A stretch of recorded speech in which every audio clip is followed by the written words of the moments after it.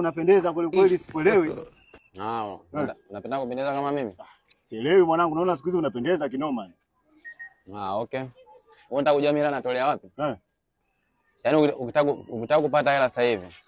Cha kufanya tu ni kitu hichi kimoja tu. Muombe Mwenyezi Mungu kila siku. Una vibe napendeza hivi, kila kitu hapa unajua hapa nimevaa gharama kiasi gani?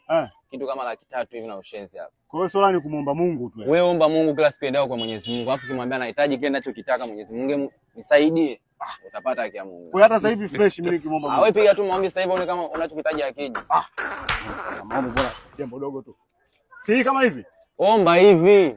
Mwenyezi Mungu nakuomba Mwenyezi Mungu nijalie kila siku na mimi nikifanya kazi nipate hela kama huyu ndugu yangu hapa. Na mimi nipendeze.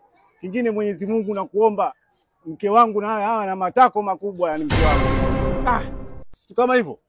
Sasa matako yameingiaje sasa hapo? Unaniambia niombe kitu ambacho sina? Sasa unataka akupe matako, unataka akupe hela. Mke wangu hana makalia.